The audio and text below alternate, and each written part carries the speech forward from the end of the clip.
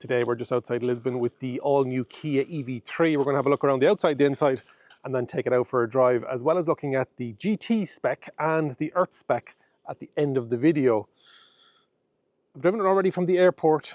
I can see it's going to be an impressive car. I'm hearing that pre-orders and orders are strong, and I can see why. Let's get into it. So here is Kia's compact SUV with a larger battery, giving a range of over 600 kilometers, 605 kilometers WLTP, and the standard range battery given over 436 kilometers WLTP. Starting off at the front, we have that tiger nose design that we would have seen originally on EV6 and now EV9, and you also have that constellation headlight, and on the GT trim you have this high-low beam modules inside here. Depending on the trim will dictate what this looks like down here. You have some brushed grey plastic, and you've got gloss black on the GT trim. This is matte black on the Earth line, and I'm presuming the Air as well, depending on your market. You've got the fan in underneath here, but sorry, the louvers that open and close depending on the battery cooling. You can hear it's working away there, and you've got your radar sensor on the front. There is a trunk inside there, 26 litres. And so it's good to have that storage capability. And again, yes, this is very similar to Nero EV in size, but because it's a dedicated EV platform, it's on that eGMP platform that we've gotten from Kia. So you've got storage inside there, and everything else, you don't need to be worrying about it. It's also cleared off. Nice open bonnet on that. Down along the side then, you've got your SUV cladding with your rhomboid shape, gloss black. And these ones are on the 19-inch wheels. You come in 17s, 19s and 20s. 17s on the very entry one if you want that maximum range. These are 19s Hankook Ions. Down along the side then, on the upper level trim, you've got body coloured in underneath, and when I look at the Earth trim later on, you'll see the difference in it. And this is gloss black, as we mentioned. Gloss black A-pillar, so it's got that roof design. This one has the sunroof option, and it has the roof rack option. 80 kgs on this gloss black. And on the Earth trim that we're going to be looking at, it'll show you a roof box, what that looks like on it. Gloss black B pillar, gloss black C split, so you have that floating roof design. I think it looks great. I know a lot of people have talked about that rear quarter, very BMW i3 looking, which is not a bad thing. This could have been the new BMW i3 is probably a bit big for that. In fairness, it's more of an iX1 kind of shape. Pop-out handles on the upper level trim, you can see there in the front driver door, and then on the passenger door you have them up at the top here. And we look at how the internal and egress when we're coming down along the side. Drag coefficient of 0.263, so it's the first Kia ever that has a wider front axle, and so it slopes down at the back, but also the rear is tighter, and so it has less wake. So the rear axle is slightly narrower than the front axle, so that's an interesting one. Down at the boot then, you have your body coloured aerial at the top, you have your high level brake lamp.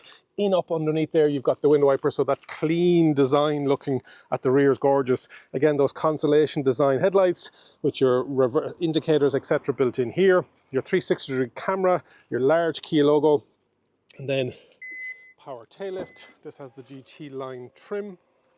460 litres, and you can drop that floor up or down if you want it flush, and you've got a bit of a subwell in underneath there, so you've got your vehicle to load adapter. We're going to talk about that now in a second, regarding charging, but great size. And then a 40-60 split. You've got your light, and you've got where is 12 volt? Where is 12 volt in the rear? Maybe you don't get it because you have vehicle to load inside. No 12 volt in there. And then again, depending on, because of the trim, it's the Earth, or the GT line you've got in the gloss black, but that looks different down there depending on what you're getting. Charging on the EV3 is on top right hand side, so the Tesla side, as I like to call it, the Tesla corner, but you will be parked in. AC 11 kilowatt, AC 22 kilowatt coming in 2026 from models that are built from them, just not for the next year and a half. And then DC, it's 130 odd. What they're talking about is not about the maximum speed, it's about how fast they can put it into it. That charging curve, number one, but also what you get when you plug it in. it can take 350 kilowatt DC, but they've limited it to 135. I've seen 128 also quoted elsewhere, but you're putting 202 kilometers in 15 minutes, 10 to 80% in, depending on the battery size, either 29 or 31 respectively, because the two battery sizes are 58.3 and 81.4. So around that half an hour side of things. It's a 400 volt architecture, not 800 like EV6 and EV9, but it is on that eGMP platform. Vehicle to load, vehicle to grid, so vehicle to load is already on it, and it's capable for vehicle to grid, vehicle to home, and vehicle to building, but that is dependent on your market and whether the local provider will have that.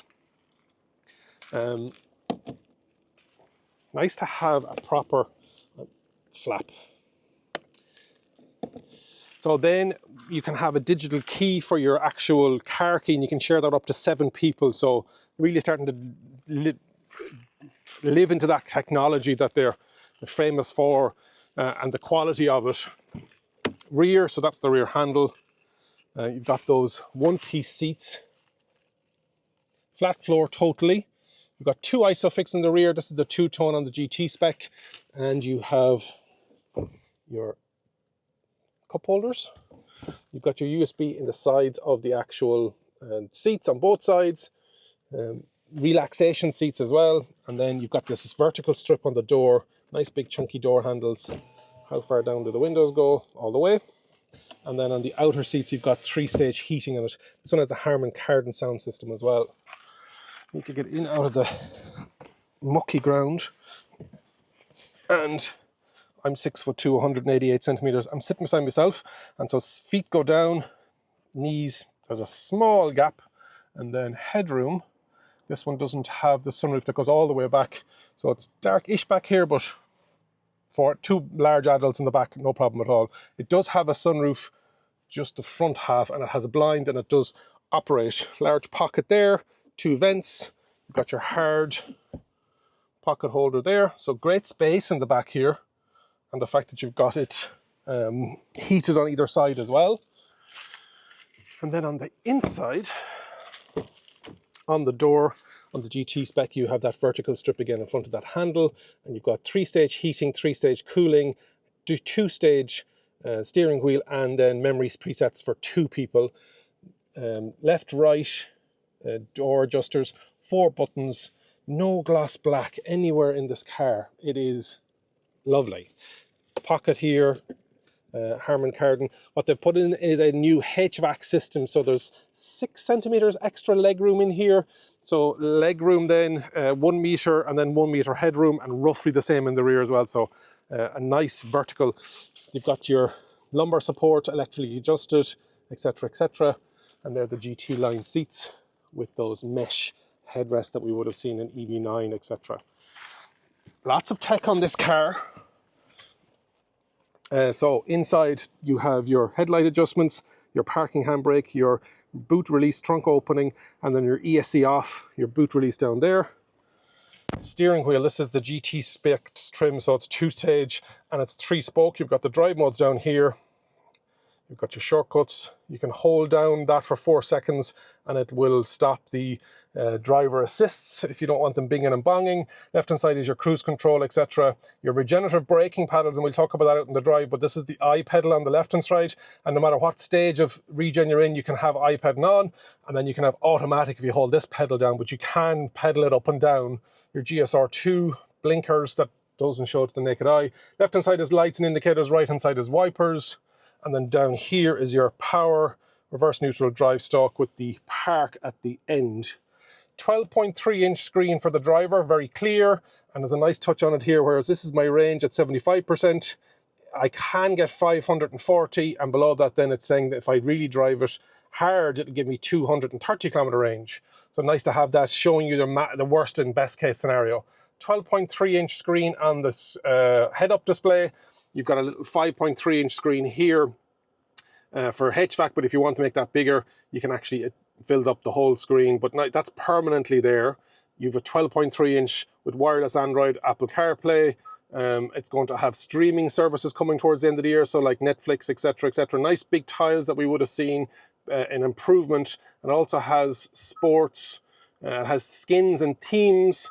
We would have seen on the one of the other reviews where the Chicago Bulls. You've got some haptic stuff in underneath here. Home, map. There's a nice click back of it, nice feedback on it. Search, media, your another favorite shortcut, and then setup, your vents, your volume up and down, physical knob, temperature up and down, fan up and down, mode, temperature. So nice to have the physical buttons here as well. Down here you've got your, whether you want data and power or just data, you've got your little just power, and then you've got your 12-volt little socket there. Wireless charging pad, 2 cup holders that hide away if you do need that space. And then you've got this slide out tray, auto hold handbrake, parking cameras, parking sensors, hill descent. This doesn't have any storage that can be covered here. Lots of storage, but just not any covered. You can lift it up if you want more space on that. And then the glove box. And on the passenger side, you've got your heated seats and your etc., etc. Seats are lovely, very comfortable. Headroom for me, 2-3 centimeters. Yeah, good. You can see why there's a lot of interest in it, and it's the fact that it's a dedicated platform. Nevo.ie, why would you be looking at that with old technology now? What else have we got in here? So the Earth, it would get Earth 2, Earth with the smaller battery in Ireland, Earth 2 with the larger battery, Earth 3 with the larger battery, which are 2 trim levels, and then GT line. The entry level Earth 2 won't come with a heat pump, and then everything else will come with a heat pump in Ireland, we're being told. We've talked about the 2 different battery sizes. Range for the, we've also talked about the range, 436 up to then 605. But as you go up in the trims, the range slightly decreases because there's more stuff on it. Prices in Ireland, just under 38,000 for the entry level with the standard battery. And then if you want the larger battery, it's just over 40,000 euros. For Earth 2, Earth 3 is just under 43,000 euros. And then just over 47,000 euros for GT line, which I'm in here today. What will you get? So the standard entry level will get 17-inch alloys, the dual screens, yes, LED headlights, heated front seats and steering wheel, wireless phone charging, Android Auto, Apple CarPlay. So a very decent spec for 30, what are we up against there? 30, just under 37. Then Earth 3, depending on, it only comes with a bigger battery. That will be 19-inch alloy wheels, which were like what we're on here today, vegan leather seats, power seats at the front, blind spot, and the range topping GT, which is the one we're actually driving, and that gets vehicle to low capabilities, power adjusted sunroof, smart power tailgate. So I think that's everything. There's ChatGPT coming at the end of the year as well. We are back at the hotel, and this is the Earth model. So I just want to show you slightly the differences. On the front, you've got that front different grille. This one has the body colored and that kind of ombre mustache going on with the black. It's matte black rather than gloss black, if that makes a difference to you. These are different wheels as well, so it's got much more of a square going on. These are the 19-inch wheels as well.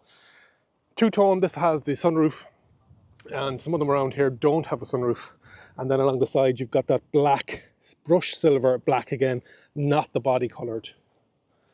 And down at the rear, again, a slightly different end on it. Now this one, Kia have worked with the Ocean Cleanup, and they have a limited edition trunk liner, 40% recycled with, 40% made with recycled sea waste. And so you can see it there. Very durable. Well, that's got the dog protector then as well, so nice to see that. And you also have the, up on the roof, you have the roof box, and on the roof rail and the Kia branding, that can take up to 80 kgs.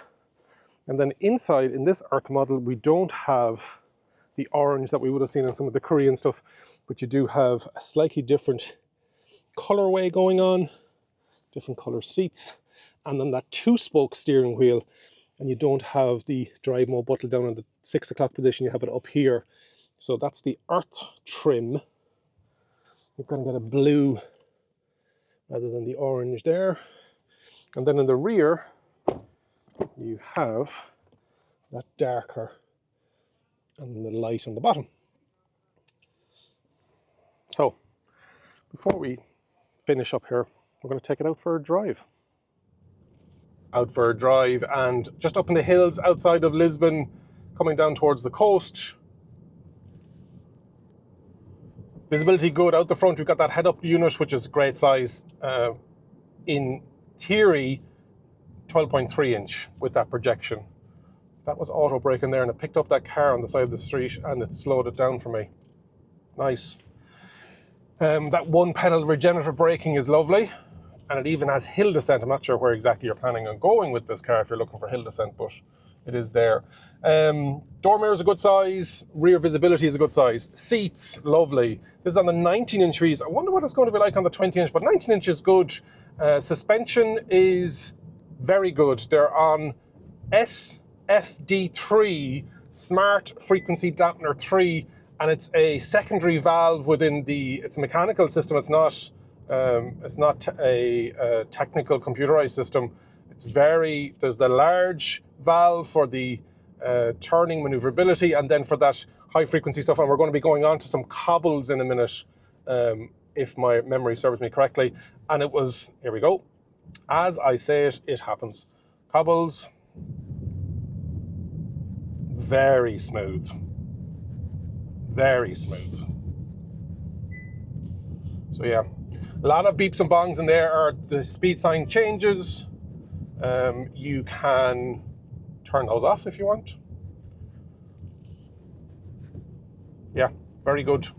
So the suspension guy was talking to us at the product presentation, how they've really worked on this, and that SFD3 system would have been originally in the Kia EV6, a much more expensive vehicle, and you can start to see this rolling down, and that they want the driving experience to be of a good level, because there's a lot of competition in this space. It is up against the likes of the Smart Hashtag 3, it's up against the likes of the Mini Countryman Electric. There's no shortage of competitors in this space. Volvo EX30, and it's holding its own. Renault Scenic, Renault Megane, sorry, more so, with this segment size. Scenic will be a next size up. And it's well able for it. Absolutely well able for it. Did some good motorway driving on the way back from the airport.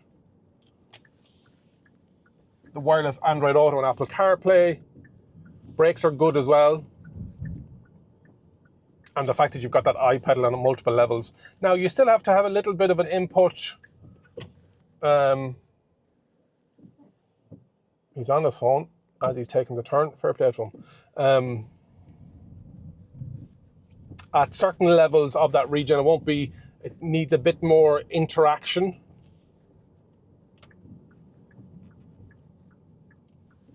And then we're around. And it's got that blind spot on the GT trim. So hopefully this camera will pick it up. So if I indicate right, it comes up here. We would have seen this originally on the Kia EV6 back in the day, in the Ioniq 5. You just start to get used to it now with that blind spot side of things. Yeah, it's great. A lot of people are going to like this car. Nero EV was one of my top recommendations when somebody was asking me what EV should I buy. It would have, and it is, works perfectly for myself, herself, and the dog. We don't have any kids. Now, you can still fit 4 adults comfortably in it. Boot at 460 litres is not bad. You're in that compact SUV space. This is going to go very well for Kia. And it's a global package. So a lot of people are interested in it. So I've been driving this all morning, and since the last reset on this dash of 226 kilometers, it has been getting 17 kilowatt hours per 100 kilometers. What else have we got on it? And since it's after getting charging in around the same, so 17. Lots of driver assists on it, and an improvement on that. So you've got highway driving assist. We're going to do a bit more of that when we get back home to Ireland, so on roads that I understand and know. But so as somebody swerves into your lane, it'll bring you to the side of your lane. So there's lots of little things that they're constantly improving upon. Yeah, I really like the Kia EV3.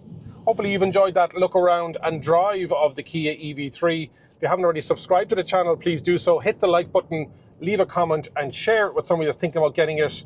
And remember, if you think an EV is for you, leave it to me and I'll review. Thank you very much for watching. And if you enjoyed this video, I know you're going to enjoy the next video too.